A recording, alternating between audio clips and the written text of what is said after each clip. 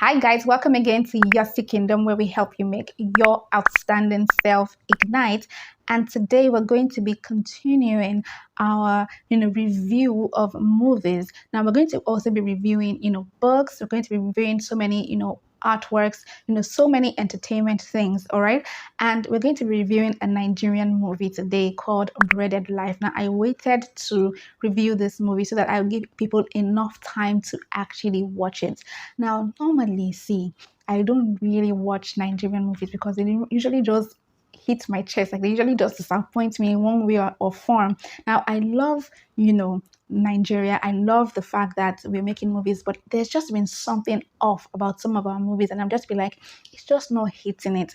But this particular movie was actually hitting it. Like it hit everything. Like it was on point. So this movie, I am going to be giving it, 4/5, 4 stars over 5 stars. And this movie is actually good. And I'm going to be showing you why it doesn't have that 5/5 for certain reasons. But this movie is really on point and you should watch it. Now, this movie is produced and directed by Biodun Stefan. And if you know her movies, you know that the movies are usually on point. So this movie is also on point, and the cast in this movie, I would say the cast are on point as well. We have Tina Mba, we have Timini Eguson, we have Bimbo Ademoye, and we have so many, popular artists here as well. Now, this is where my comma with this movie is, because this whole system in the Nigerian movie industry where they just flood too many popular celebrities into a movie just needs to stop, because you can see a particular person and you can already know exactly the role that this person is going to play. Like the gate man in this movie, we knew that he was going to be making jest and going to be all about comedy and making, like, we just know because that is what he's known for. So it can get tiring. Like we want to see people in a particular role and be surprised at what they're doing and be surprised by their role in that movie. Not that they have a stereotypical role. I mean, Nkechi, the same thing. We knew exactly what she was going to do. The new Gateman as well. We knew exactly, like it was just too obvious. It's tiring. So we want to be seeing new things. I want to also be seeing new faces. Let other people do these things. There are many people that have been finishing from theater arts in school. Allow them to act.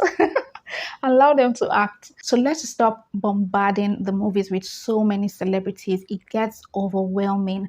And the thing is, if you look at other movies in other countries, like in Korean movies, you see that they just have like maybe one or two major, A-list actors, and the rest will be new faces, people that you not, or smaller cast. Like you will not really see many A-list artists in a particular movie. You don't see so many celebrities there. Like you just sprinkle here and there. So it's not just too much. So let us reduce it. That's the problem I have with this movie, because it would just annoy me. Let's be frank. Now, let's go to the juicy stuff, the things that the movie did fantastically well. Now, usually with the plots in Nigerian movies, I'm always like, you guys, like, do you think that we don't think? Like, stop reducing our IQ. Like, it's just annoying, because you just be like, I mean, how does this get to this? Why didn't they do this? Like, it doesn't just seem natural. They just put some storylines and they just expect us to just take it like that, and I was like, it doesn't just make sense. But this particular plot, the progress of the actions and everything just made sense, and I like the attention to detail. Now, the detail that I really liked about this movie was that period when people could not recognize him, and there were times when he would hear a particular sound and no one else could hear that sound. Yes, that is the typical Telemundo emo or Korean movie emo, when somebody is unconscious or somebody is in a coma. So I just knew, I knew, and I was so happy that I knew and I was able to predict what was happening. And I remember, asking my cousin what's going to happen, like, because she had watched the movie ahead, and I was just like, what's happening? And she was like, she won't tell me. I don't mind spoilers actually, but I was like, just tell me. She had to tell me, and I was like, this is what's happening. This guy is in a coma, or is bedridden or something. And she was like, well, watch it. And I was right. Like the guy was of course in a coma. I just knew that sound, that detail made sense. Like it gave us that option to begin to think. It allowed us to, relate to the movie and to begin to, be a part of the movie, to begin to guess. I love movies where I begin to guess, okay, who is the killer here? Who is the guy that did this? Who is the person behind all of these things? Like it makes you, be among, like it makes you feel like you are part of the movie and the storytelling and all of that. And it was just amazing for me. And when I saw that everything, became unveiled, I was just like, yes, perfect, I got it right, and I felt really good about that. So that detail was on point, and I also loved the dialogue. Now I think that Nigerian movies can also work on their dialogue, because you watch some of these foreign movies and you see the dialogue that happens between people, like all these cut scenes, the way they are talking to each other and all of those things. I think they did a very good job for that in Castle and Castle, Nigerian movie. So I need Nigerian movies to actually spend some time with on point dialogue. Like you would want to, say, like you and your friends would want to say one particular speech, and somebody else says another, and then you see another thing and the person says another, because that's what was in the movie. Like you want to remember those, top-notch dialogues, like those things that stay in your mind. We need to spend some time with having good quality dialogue. But this movie tried with the conversations and everything, and it was so smooth. And I loved the settings, like the difference between the house of the guy and also the house of that bread seller. Well, you can see the difference. And then the bakery, it was just perfect. And the costuming also, made sense. They were able to put the right costume that would blend with the different environments that they were in. So it made a lot of sense. I just loved the progress of the movie. I do not want to say the story so that they can collect their money by you watching the movie, all right? But it just made perfect sense. And one thing that was amazing again was the way the suspense was. It wasn't overdone, and it wasn't just like it made sense. It wasn't just the way that they will be dragging the story and just be like, well, just say it. Especially when you already know what's going to happen, just like, please, we already know what's going to happen, can you just get to it? But the suspense was just on point. It was just okay. It wasn't too much, and I just love that. Now, one thing I really want us to take out from this movie is the fact that sometimes we see movies and we say gospel movies, and we say secular movies, and for this movie I felt like there was this spiritual touch to this movie. And this is what I would like to see from a lot of movies. I do not believe in having that separate gospel movie, secular movie kind of thing. I believe that just as you see what happened in the woke culture, where they introduced those woke ideas into movies without calling it this woke movie, but you can see that they just introduce certain ideologies and certain practices into the movies, and it just blends, and before you know it, it becomes culture.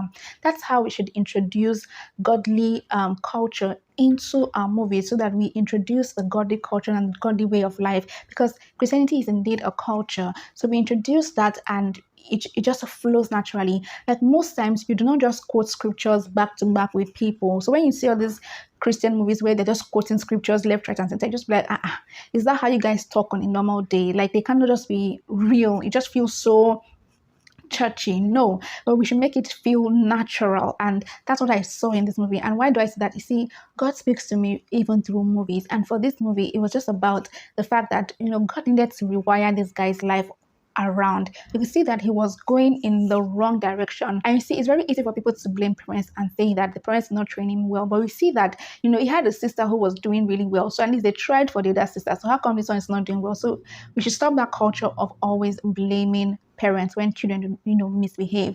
But that's not even what I'm getting at. You can see that this boy was not towing the line, and the mother was fed up.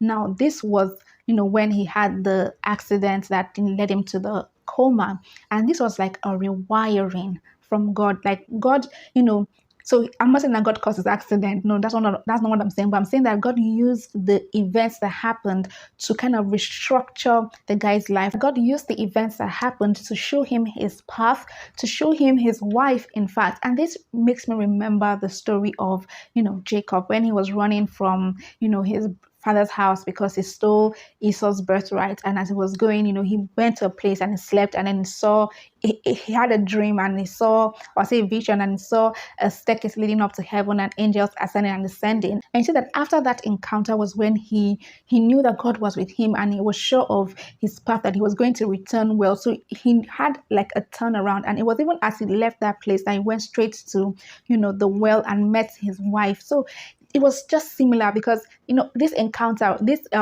coma that he had, the dream that he had in this coma, he was able to see his path. He was able to learn everything that he needed to learn to be able to achieve that dream. He learned everything about baking. He learned everything that he needed to know about, the craft that God wanted him to do. Sort of, that's how I see this. So he didn't have that, preachy kind of feel, but the message was very clear to me. And that's what I just want to see, where, we have a lot of Christians in the industry. We don't have to leave the industry and say we are going to go and start our own Christian movie production. You write beautiful movies. You already produce movies. Let the scripts, let the messages in the script give that godly message without it being too churchy. Let it just be in a godly culture. So this was just perfect. I just loved it so much. And seeing that he also got to know who his wife was even in that coma. So when he came out, I was like, where's my wife? He's like, oh, guy, you're not married. And later on, before the end of the movie, he was able to see her again. And then he knew, okay, my deal is to go and meet this woman and marry her because she's the one that is for me. Now, the thing is, if he didn't have that, dream, he would probably never have looked at that woman, given her a second glance at all. But now he was clear. And that's how, we see experiences that just shape our lives and, transform us completely. And that's the Christian experience. That's the godly experience, when the Holy Spirit just does amazing work in us and begins to align us back to God. I'm always preaching, my dear, because Christ is a part of my culture. And so everything I see and breathe and, move about just speaks God to me. So that was how this movie was for me. It was a huge, huge message for me, and I loved it so, so much. So I would say that you should watch this movie. It's on Netflix. Enjoy it. And what other movie do you want me to review? Now, bear in mind that I am very selective of the kinds of movies that I watch. I do not watch movies that are full of, sexual content, vulgar language. See, I really stay clear of a lot of American movies because they're just filled with that. So most of the movies that I watch will be Christian movies, and also, Korean movies, because their romance is usually clean, not too much kissing and touching and no.